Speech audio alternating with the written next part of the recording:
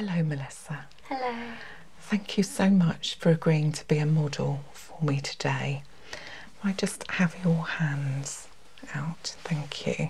Would you mind just taking your sleeves up slightly? So one of the things I'm going to focus on today is relearning a treatment that I did many years ago, which was hand reflexology.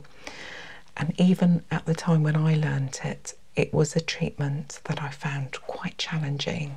It's very precise, lots of things to learn, quite a lot of moves. And one of the first things you've got to learn is where all the reflex points are on the hands.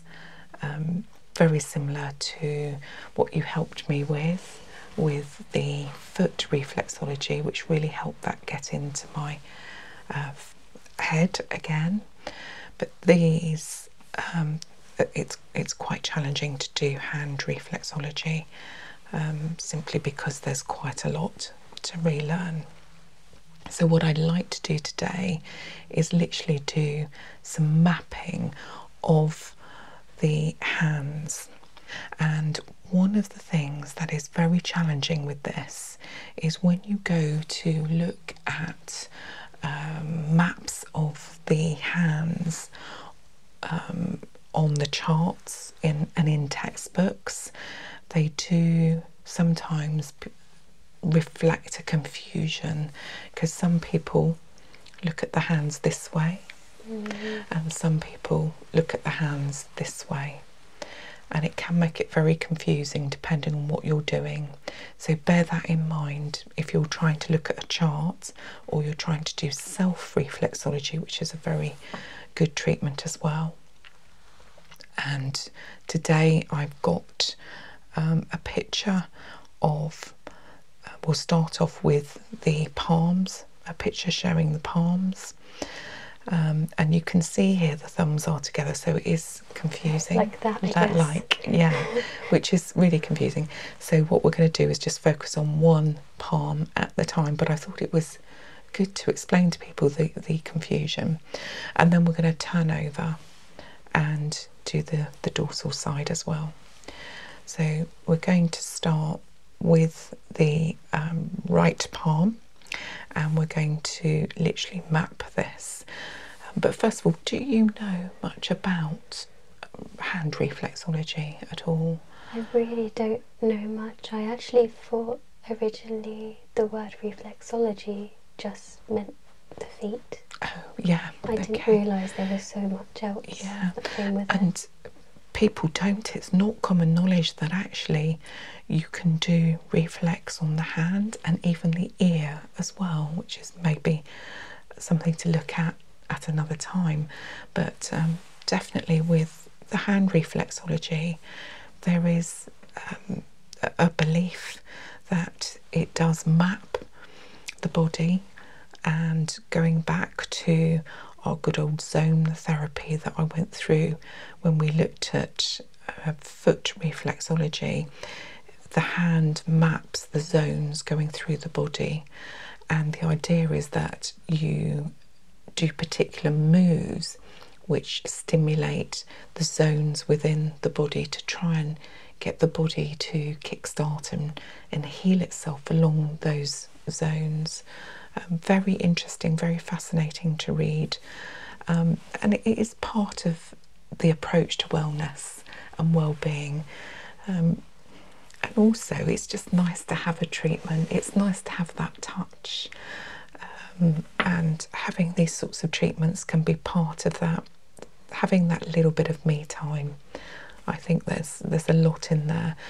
There's a lot of anecdotal evidence to support the fact that it does help the body to heal itself, to kickstart those endorphins. Obviously the scientific side is a little bit weak still, and the evidence is lacking to support some of the claims that are made. So, you know, we stick with anecdotal evidence. People do feel that pressing on certain parts of the hands that correspond with these zones to stimulate that area and the signals along the spinal cord up to what we call the thalamus gland in the brain, which then produces endorphins. So again, leading to the body trying to stimulate and heal itself. And that's really what the ancient Chinese and Egyptians believed in pressing. There's hieroglyphics that reflect their belief that these reflex points really made a difference. So we'll have a look at that. I know, I just find the whole thing quite fascinating. I'm really thoroughly enjoying getting back in and investigating all this. But as I said to you, I found this one quite challenging. So what we'll do is we're going to follow this wonderful diagram. So useful to have it on an iPad, quite colourful, very clear. One of the reasons I like this picture is it just takes you through step by step what each area claims to link to in terms of the body. Right, what I'd like to do, I have got some 2 old tools that I still have from my treatment days, and one is metal, one is a slightly more old-fashioned traditional one, which is wooden. The wooden one is more used for actually pushing and pressing the areas, but I'm going to use this metal one today as more of a pointer on the bits of the hand that reflect these reflex points. And obviously what I used to be asked, and I'm sure it might be something that you've thought about as well, is why the hands instead of the feet? Yeah. And actually it's just a personal preference. They're equally thought of in the reflexology world as suitable to use these reflex points. And actually the hand is accessible. You know, if somebody is ill or you can't get to their feet, the hand is a really good alternative massage to use. So are you ready to help me on this one? Because as I said, so many points to look at. So let's see if we can do it that way. So number 1, okay, and you can see here it's very clear. I don't know if you can see this chart. It is helpful. I just wish they'd put the pictures the other way around, but let's just focus on that right palm, and you can see it's got the number 1s at the top here, and this is where you've got the brain and the sinuses, so all these areas here. And obviously what you would do is with your reflex moves you would press down, and this takes quite a lot of practice. I remember when I was learning reflex, it was the longest one to learn because you had to keep practicing the moves, because some of the feelings that you get that you recognise as a reflexology take practice. The feelings under the skin are really subtle, and sometimes actually your client can feel elements of pain and discomfort, and sometimes it feels like a bruise, and that's where you've got a blockage, and that's something that takes practice to work on. So I'm starting very slowly, getting to know all the points, and then step by step I'll move towards full treatments, but I'm not there yet, hence the reason I'm using you to practice on. So number 2 here is the outer ear, and this is a strange one because it's in here, in between these fingers. And I don't know if you remember the ones we did on the feet, but it was similar to the feet. Very fascinating. And then number 3 here is actually the inner ear. I'm just tracing that there. And then number 4 is the eye, just these areas here.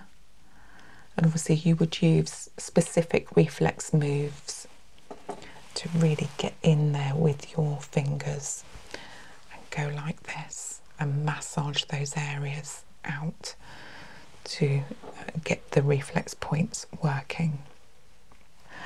Right, the next one is very unusual. It's number 5 and it's called the pineal gland, and it's literally on the side of the thumb here.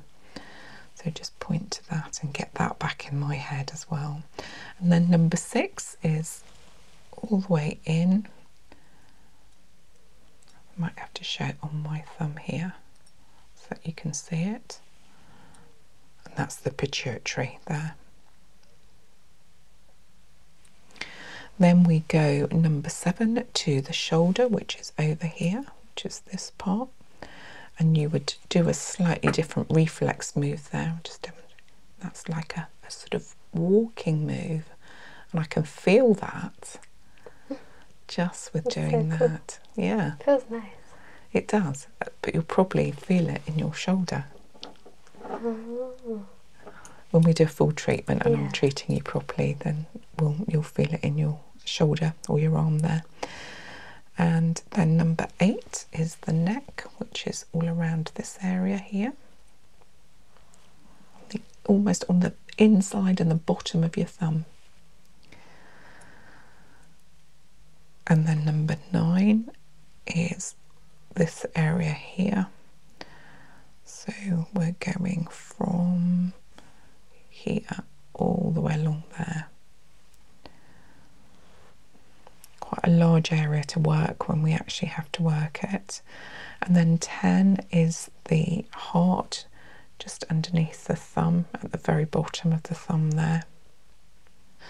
And then the spine, which is 11. Okay, so that's all the way down here, the spine area. I remember that's actually quite difficult because there's a number of different parts of the spine, but this is the main spine here. Okay, and the diaphragm, which is underneath the heart. You can almost see this because there's a line there. If you can see, that's where the diaphragm sits.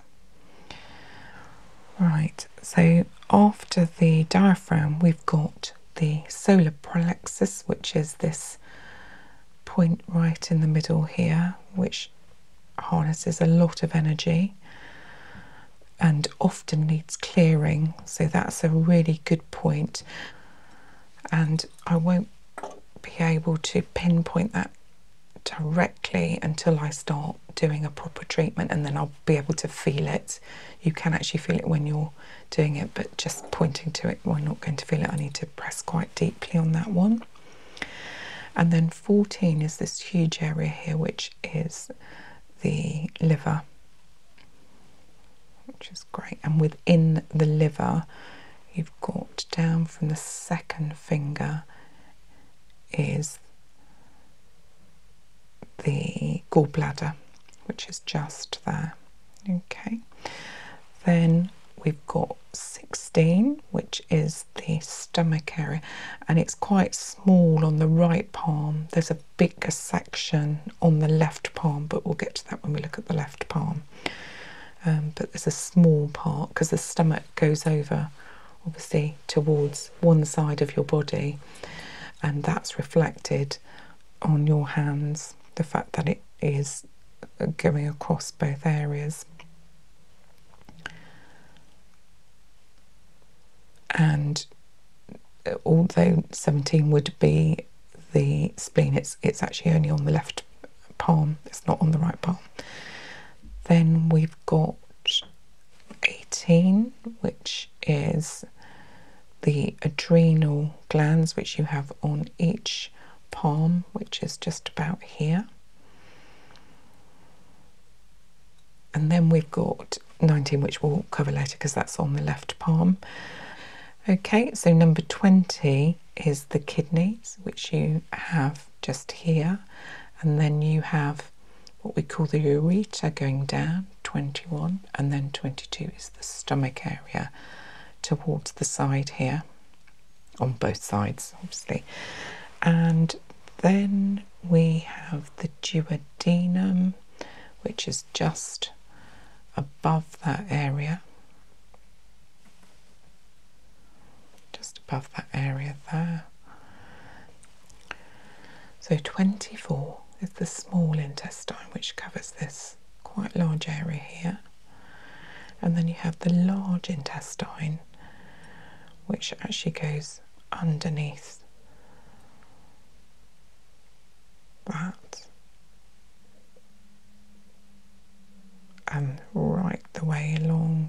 down along that up to about halfway there. So after the large intestine and colon, 26 is something called the cranial nerves, and that literally follows all of the edges of all of the fingers, and these are all your cranial nerves going all the way around. And that's finishing the right palm, so thank you. Hopefully that shows you how complex this can be, this treatment. This is why it takes quite a long time to get to grips with it. Right, thank you for that. What I'd like to do now is we can go through the left palm much quicker because we're just duplicating for some of these things, but there are some things that are only on the left palm. So one again is the brain and sinuses, 2 is the outer ear, 3 is the inner ear, 4 is the eye, 5 is the pineal, 6 is the pituitary, 7 is just nipping over to the other side here, which is the shoulder and arm. 8 is the neck.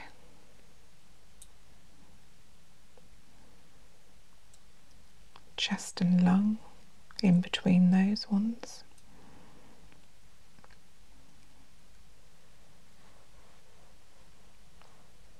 10 is the heart, which is this whole section here. 11 is the spine going along here.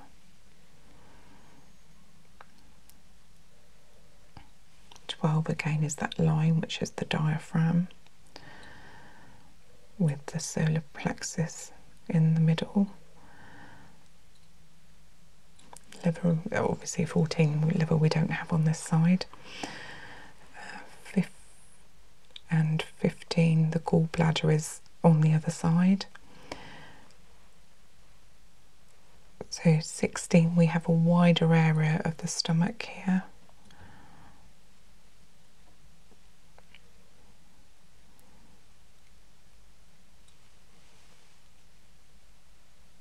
And at the side of that we have the spleen, which is only on this side. And we have the adrenal glands on the edge. Pancreas, which does extends quite a lot here over both palms. And then 20, which is the kidneys up here, and again going into the urethra. 22 and 21, sorry, and 22, which is the bladder on the side. Down here, duodenum, which is down here. The small intestine, which is this area, which we had on the other side. The large intestine going round that as well. And then the cranial nerves all the way round. So what you've got to remember is that you've got a few things on one palm and not on the others. So quite a lot to do there. If you want to rest your hand, because you've been very patient at doing that, and then what we'll do is we'll move to the dorsal images, which are just the top of the hand there. And if we start with what we call the left dorsum, and then we're going to just run through and point where these areas are. So that's really helpful, you putting that hand away. So left dorsum we're looking at, and number 8 is the neck, which is along here. Number 11, which is the spine, going along here. And then we have the hip and sciatic nerve, which is on this side, just about here. Then 28, which is the lymphatics of the upper body, which is just on these first 3 sections of this hand. And I remember this is one you've got to be careful of because it's on different fingers on the other side, so you've got to be careful on that one. And the lymphatics, so it's important to get that one right because that has a real impact on protection and working areas that are blocked, which can help you stop getting infections, even things like simple colds. So working on the correct ones for those is important. And then we've got 29, which is this huge area here, which is the chest, the breast and the mammary glands. So quite a large area to work over there. And then 30 down the bottom here is the fallopian tubes and the lymphatics of the lower part of the body. 31, which is here, which is the uterus. And then 32, which is the knee and leg, which is over on this side here. And then 33 on this side, which is the ovaries. And obviously in a man it would be the testes, but in this case the ovaries. Okay, so that's lovely. That's the left dorsum. And then the right dorsum here we've got, it's going back to the neck, looking at it here, which is this area here. And 11, which is the spine, which is this area along here. Then 27, which is coming down from the little finger to the bottom of there, which is about there. So that's the hip and sciatic nerve. And then 28, again massaging sort of in between the fingers really. You've got so this whole area here which is covered. Really it's difficult to show you the move that you would do. I can show you where it is roughly, but the move is almost like a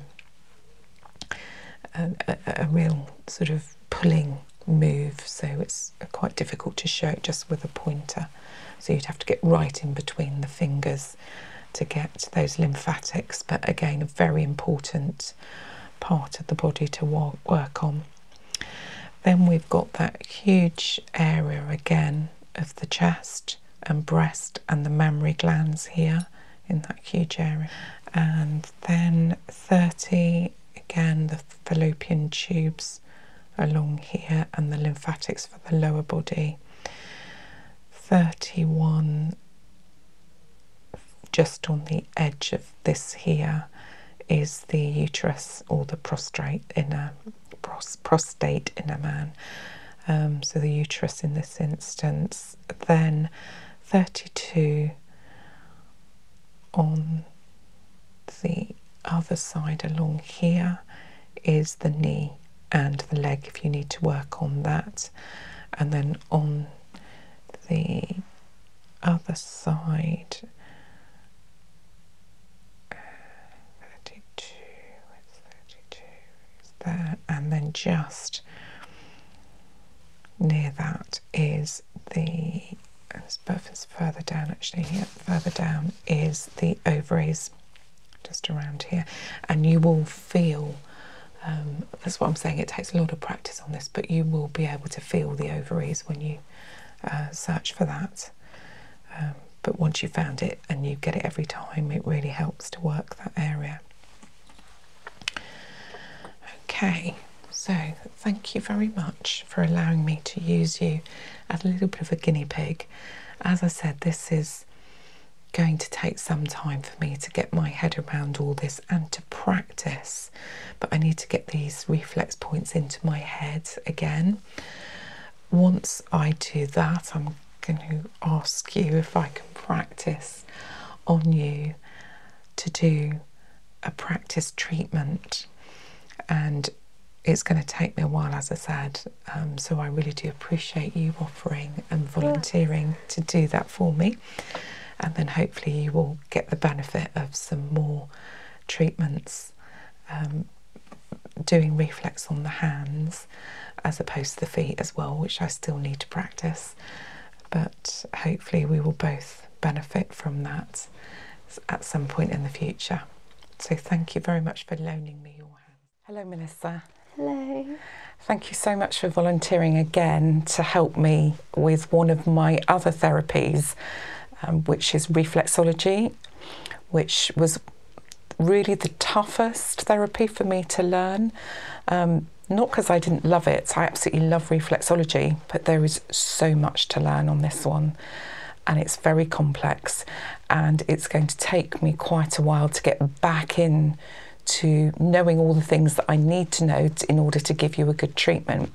So one of the things that I thought we'd start off with is just really looking at the feet and where the different areas of the foot correlate to different parts of the body. Because as you may have heard about reflexology, there are what we call transverse and longitudinal zones of the feet, which then connect to other parts of the body. And the original thoughts on reflexology were that there were 10 longitudinal zones. So for example, you would have one zone going down from each toe, which would correspond upwards to various systems and parts of the body. And equally, there are some transverse ones as well. And that was originally introduced by an American ear, throat and nose surgeon, ironically, who came up with zone therapy. That was replaced later by somebody who mapped out that in a lot more detail and did a sort of map of the feet. And you can see here, I've got a lovely diagram here of the bottom of the feet, and you can see there's an index here of all the different parts of the body and what it relates to. And later on, you can see it's not just the bottom of the foot, it's the side and the top of the foot as well, which is known as the dorsal view. So what I thought I would do, and really this is you helping me, is try and get me to memorise some of these areas of the foot. Hopefully you're going to jog my memory system, and hopefully get some benefit as well, because once I've got this in my head, I can then move on to start giving you a reflexology treatment. But my first thought when I looked at this again was, I really don't remember enough about it, and I need to be much more knowledgeable about the different areas of the foot. So I'm using you as a bit of a guinea pig. So what I thought would be helpful, hopefully you're not too ticklish. No, I'll be fine. Is really use this wonderful picture, and this is one that was given to me by my lecturer many years ago. We're talking about 14 years ago now. It's a very well-known diagram of the different areas on your foot that correlate to the different parts of the body.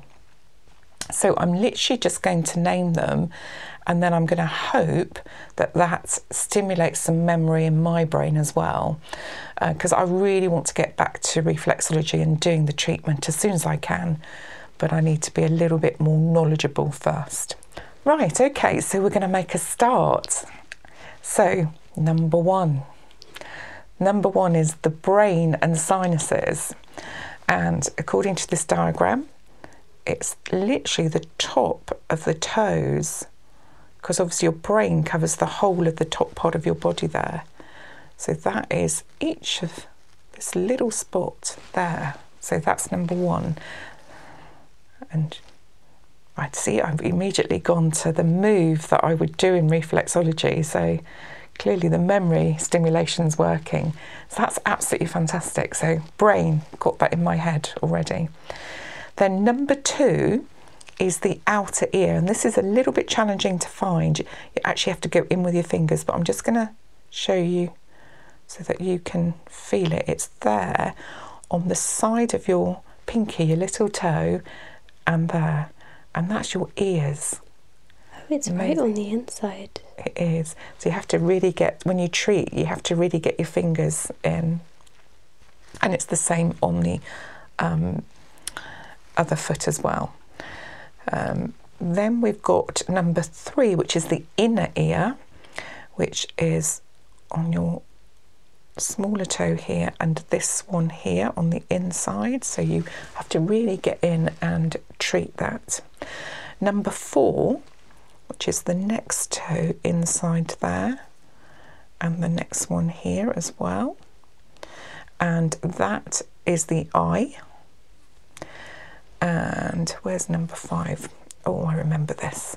Number 5 is way up here, which is the hypothalamus and the pineal, which is that. So once I start treating you again, I'll be able to actually feel that. Number 6, which is this one here and here.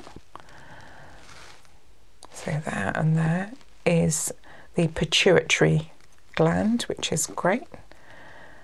And then number 7 is right in here, and that is the side of the neck. So you can see, if you, because I can see from here, if you go upwards like that, you can see how it goes along the body up to your neck. So it's in the same zone, and there are 10 zones, because obviously you've got 10 toes, and each of the zones go upwards, and I could be treating one part and it's almost reaching the other parts of your body in that zone. So if I'm treating zone 1, I'm almost treating everything in that zone to make sure that it's all cleared of toxins and things like that. The whole point of reflexology is to get the body to stimulate its own healing.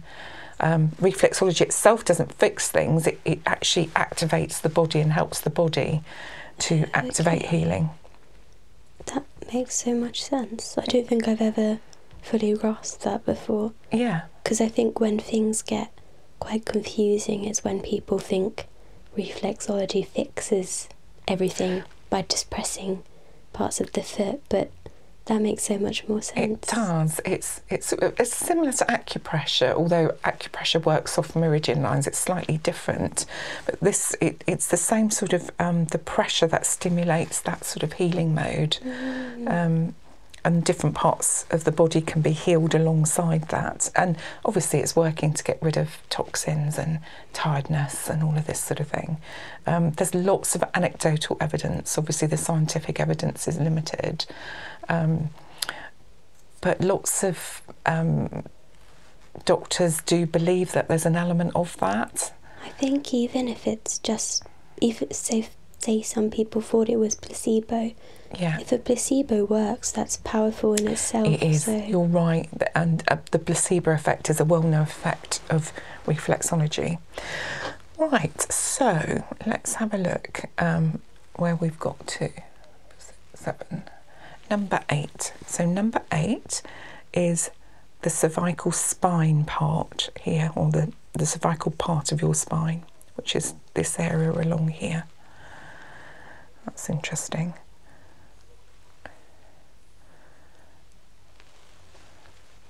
It's like looking at a jigsaw puzzle. I'm just going to have to make that slightly larger. Okay, number 9. There we go, number 9. See, when I was studying, we just had a piece of paper. We had to keep bringing this up and down. Now, obviously, I've got a wonderful iPad here with a very colourful diagram. It makes life so much easier, because if you're unsure, you can just enlarge it and bring that up. Makes life a lot easier. So, number 9, if I draw that line there, and it's this whole area here is your shoulder and your arm. So if I've got a client who is struggling with shoulders, I know you've had problems with your shoulders as well, this is the area that you would work on. So this part of your foot, you can see it almost, if you look up, the zone's going that way, reach your shoulders. From here I can actually see them angled. So if I was working along these bits, that would be your shoulder, and working on that to stimulate some sort of healing reaction, which would be good. Number 10 is your eustachian, and we would work along these areas here. Okay, and then we've got 11, which is just under here, which is your neck and your thyroid. So that's that tiny little bit here. And one of the reasons reflexology took me so long to learn is it's very precise. Some of the movements are very, very small, and it takes a long time to learn how to do the various movements. So once I've relearned where everything is, then I need to go back to practicing the various movements, and hopefully you'll help me with that as well. Okay, let's look at number 12, which is the bronchial and thyroid, or thyroid helper to be more specific, which is this one here. So coming down there and coming down there. So that's bronchial. And then, 13. Gosh, why is that so? Oh, okay, that's interesting. So 13 is the chest and lung area. So it's actually quite a wide area. I do remember this because I think when you get to treat it, you have to do quite a few moves around it. So the lung area is this huge area here. So chest and lung. And then I always find this interesting because on the heart one, the heart is really interesting because it's here. This is number 14. But then it on this side, which if you do it the way is actually your left side, comes in much further. So you have to treat much further in on this foot because your heart, although people say, oh, you know, your heart's here, it's actually slightly over to the left. So slightly more of it is over to your left, which actually if you can see on this diagram, I'm going to show you. You can see it's slightly more over there and the tiny bit here. It's really interesting. I know, fascinating. Right, where do we get to? Heart. So heart and it's number 14. So number 15 is something called the esophagus. It's funny spelling, funny word to look at, but it's, I think I've pronounced it correctly, esophagus. It's spelt O-E-S-O-P-H-A-G-U-S. Very unusual spelling. And it's only on this foot. And it comes down there, right across the heart, and stops about here. Really interesting. So you've only got to work it on this foot when you're working it. Right, number 16 is the thoracic spine. So you've got this on both areas. So you can see your spine obviously covers both sides of the body, so actually it's the inside part here all the way down your foot, the insides of both feet. Right, so the inside of your feet is where the spine is, so the thoracic spine all the way along here. So it starts about here because 8 is the cervical spine here, so the thoracic spine comes all the way down just to about there. Yep, that's good. And then after that we've got number 17, which is, if I remember, the diaphragm, which is this area along here. So let's try and draw it with here, there, and just So that's your diaphragm, so this area of your chest. And then, if I remember right, in the middle of that is the solar plexus. Yeah, hey, got that right. So solar plexus, which is here, which I've even remembered the movement for that, which is slightly just pressure. And you find with reflexology, as I said, the movements are so precise. And this one is just a slight pressure, but you can feel where people have got issues, or I can feel the difference between what it should be and what it shouldn't feel like. Often there's like crunchy grit, or it feels like mini crystals. Sometimes it just feels slightly more swollen than it should, and then that indicates to you that there's a problem in that zone, which you've got to work out what it is and maybe work on it to stimulate that healing element. Okay, so 19 is the liver on this side. So liver quite large here. There we go. So those of you that can see the diagram, it's the big diagram there. And then 20, which is just within the liver area, is the gallbladder here, which is just on that side there. Then we move across to 21, which is this huge area on this side, which is the stomach. So that's that area here, on the stomach.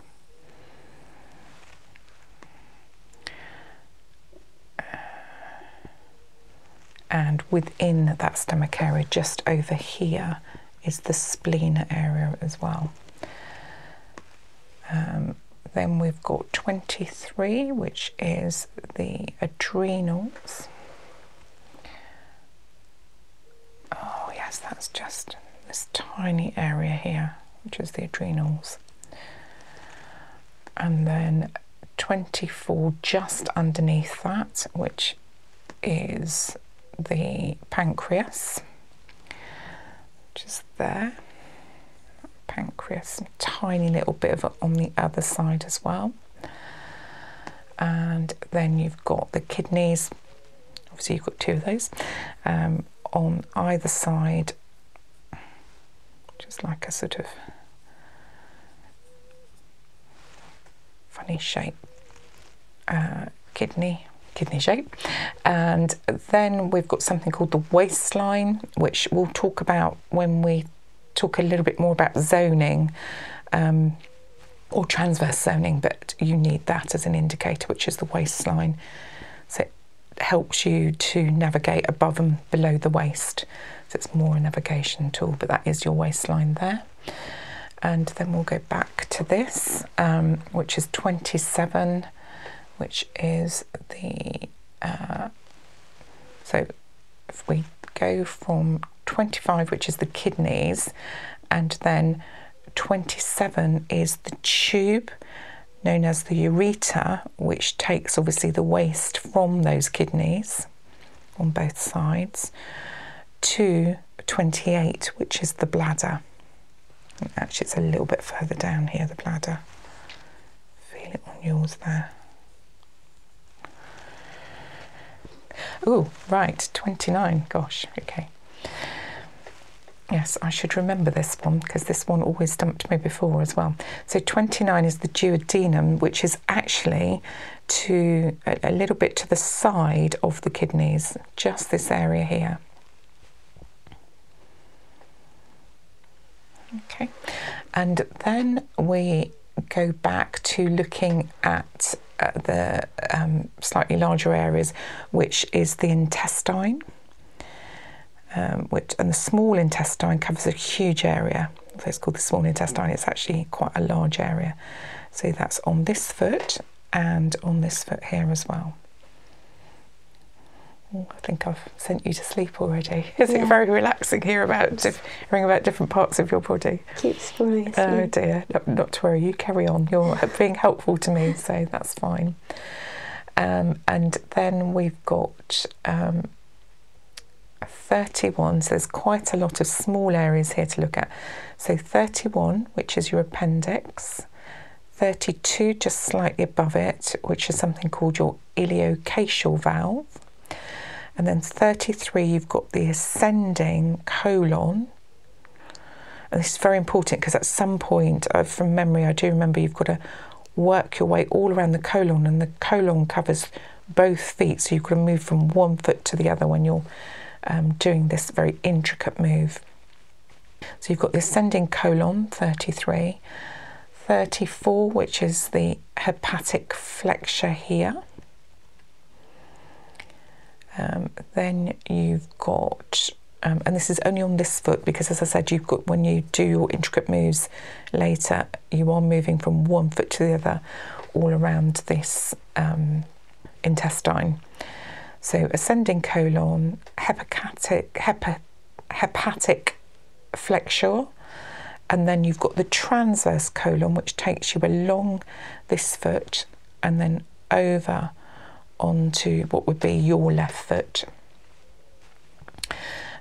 And then along there, just at the top of there, you've got something called the splenic flexure.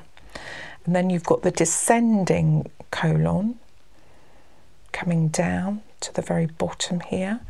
And then you've got the sigmoid colon. And then 39, which takes you back to the lumbar spine. So when we came down, you know, I stopped earlier on this spine area. This part down here is the lumbar spine area. So that takes us to that area, which is quite interesting. So that I find quite a therapeutic area, and I know that I've massaged people before around that, and that seems to have quite a big impact. People often get things stuck in their colon, and it's almost like doing that seems to shift things, which is good. Right, then we've got, that takes us to the lumbar spine here. And then after that, we've got the coccyx. So that relates to the coccyx, and that's on both sides of the foot then, both sides of the feet rather, on the inside here. And then that takes you to 42, which is the bottom part here, which takes you to the sciatic nerves.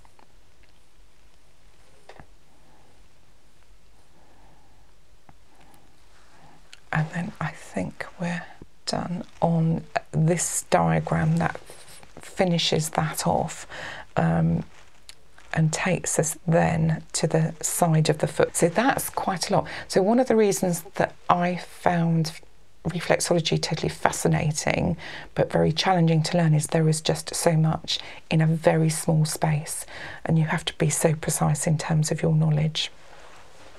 And that really takes us to covering the whole of the bottom of the foot. So it gives us a very good idea of all of the things that are covered in that area. So quite a lot, you can see. Okay, let's move on to what we call the lateral view of the foot. So we talked about where the shoulder was and the sciatic nerve at the bottom of the foot, but there's an awful lot of things on the top of the lateral view that you have of the foot, and I'll try and point out where all of those are. So we spent quite a long time looking at all the various parts of the body from the bottom of your feet, but also there's a lot of different parts of the body that are connected on the top of the feet that you have to know about as well. So we looked at where the shoulder and the sciatic nerve were, but then on the top of the feet here there are some interesting ones as well that you need to know about, which you can treat with these precise movements that I talked about previously. So for example, this is using a diagram that I was given as a student, which is much clearer on the iPad actually than the sheet of paper I used to learn from, simply because the colours are much more vibrant and you can see the difference area. I wish I had something this colourful when I studied many years ago. So 43, for example, which is just this area here, and obviously you would do the same on the other foot as well. So 43 here is the upper jaw, teeth and gums. So if somebody's having particular problems with their teeth, obviously this is something that you would work across to really try and stimulate your body healing your teeth, but through your feet. It's totally fascinating. And 44, which is just below that, there, is the lower jaw, teeth and gums as well. So you've got upper jaw, just slightly higher, and then lower jaw, slightly there. Then 45, which is almost the bottom of the foot here. So when I was doing my reflexology moves, it would be along here, slight. So there's nothing there at all. But if for somebody that was having sort of neck problems, or they might have something wrong with their throat, for example, tonsils maybe, or thyroids, you would be able to feel something in that area because it's on that same zone, that longitudinal zones that we were talking about earlier. So one of the 10 longitudinal stones, and this correlates right up to your throat and your tonsils. So 46 vocal cords would be underneath that neck area. And then 47 is the inner ear helper, which is this area here. And then if you go back to the area under the vocal cords, that is something called the lymphatics of the chest, because you can see that's in the same zone there. And then 49, very large area here, which is all covering the chest, the breast and the mammary glands. So obviously quite a wide area, because obviously that covers the whole of your breast area on this foot and the other one. And then 58, which is this area right over here. It's almost like a triangular space, and that's your sort of leg, knee, hip and lower back. So if obviously people have got lower back pain, you would be working in this sort of triangular area here. You pop your foot to the side slightly, there we go. See that area here, definitely. And then 59 is your hip area, which would be this area along here. And then we've got 60, which is always a tricky one to find when you're doing reflexology, but through time and patience you often find where it is, and that's the ovaries or the testes in a man. But that's roughly around here, but you do have to feel around for it. And often it's actually quite a hard area, and that relates actually to your ovaries. Sometimes you can tell if somebody's having a period, for example, it's quite hard, and you can actually help to relieve the pain from PMT and really help people relieve that pressure there. Okay, so we finished the lateral view of the foot, and we're going to move on to looking at the medial view of the foot, and this is this area here. So one of the first things to look at is the spine area, which you can see is the zone that goes up the middle of the body. So the spine area is this part of the foot. So let's look at it more. It's probably easier to do on this one rather than your left foot. Let's do it on your right foot. So we would start here with the cervical spine. That then moves into something called the thoracic spine. Then you've got the lumbar spine area, the sacrum and the coccyx here. Then above the lumbar spine is the bladder area here, which you would work across, and then that would take you to the uterus and prostate on a man, obviously, uterus on a woman, which is this area just up here. Then moving slightly above that, along this area here, you've got the fallopian tubes, which makes sense coming up from the uterus there. You've got the fallopian tubes and the vas deferens. One of the things about reflexology is you have to really have a good understanding of all of the different systems of the body. So there are words here that, like fallopian tubes, the vas deferens, the iliocacial valves, all that, they're used a lot in the body system. So you have to understand like the endocrine system and the reproductive system, those sorts of things. So when you study reflexology, you don't just study this, you study the whole body, and that makes it relate to what it is that you're looking at. So some of these don't make sense until you've studied the system, and then they make a little bit more sense. So up here you've got the fallopian tubes and vas deferens there, and the lymphatic system, which is another system you would study. And then 52, you've got the lymphatics of the groin area here. And then you've got going back here, you've got the vagina and the penis for a man as well. And then at 56 here, you've got the uterus and the prostate, which I think we touched on earlier. And then 57 is going slightly up here, which is all the areas of the reproductive system along here, which you would obviously need to study to understand how that all works together.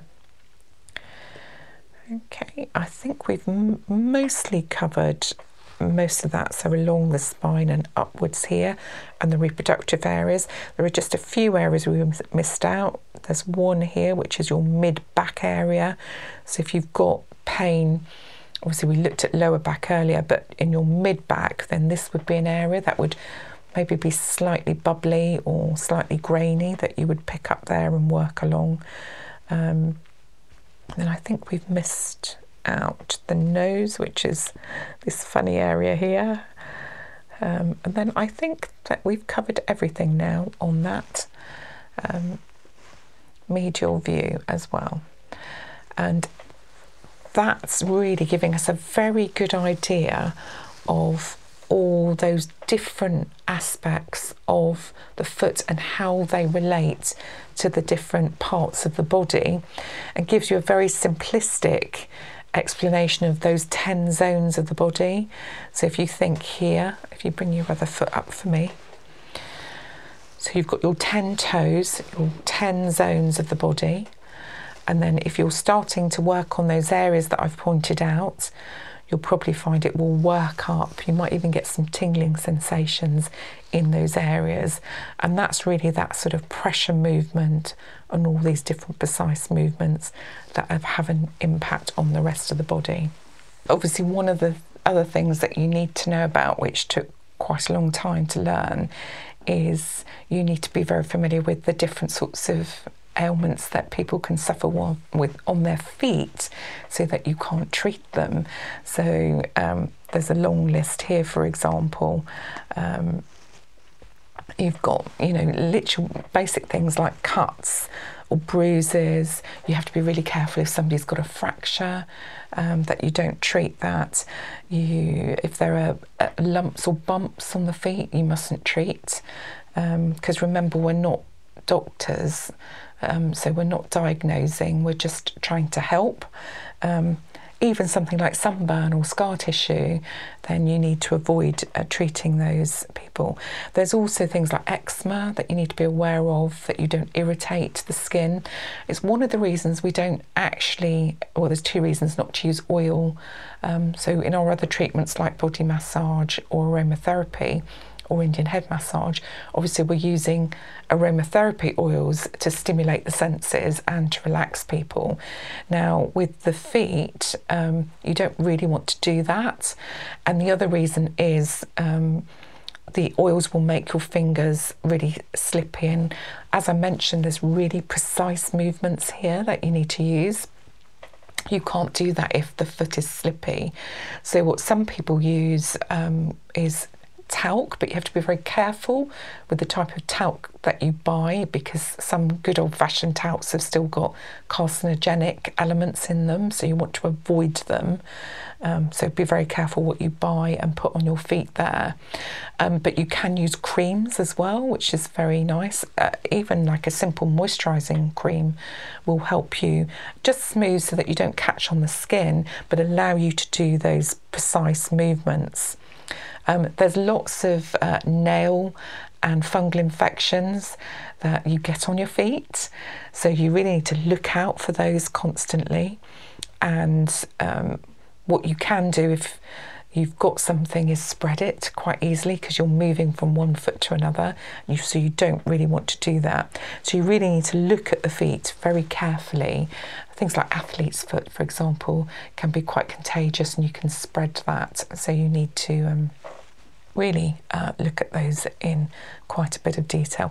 And obviously if you see something like a black mark, could be verruca or something like that, you want to really avoid that area. You won't be able to treat that. So it's really understanding the foot. So a lot to learn in terms of reflexology. I think my manual for reflexology was about 4 times the size of any of the other treatments that I learnt. So you can see why you have to learn the systems, you have to learn all about what to look out for, you have to learn the diseases of the feet as well, and then learn the movements, which are completely different to obviously general massage. So thank you, that has been so helpful.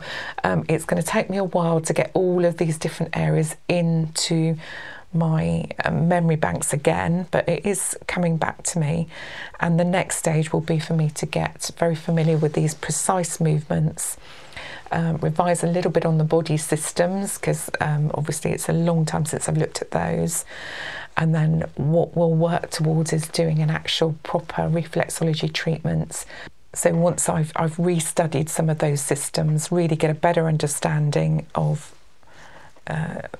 what the gritty feeling and the slightly swollen areas of your feet actually mean in terms of the rest of your body, and then hopefully work on really increasing that healing element. Thank you for your time. Thank you.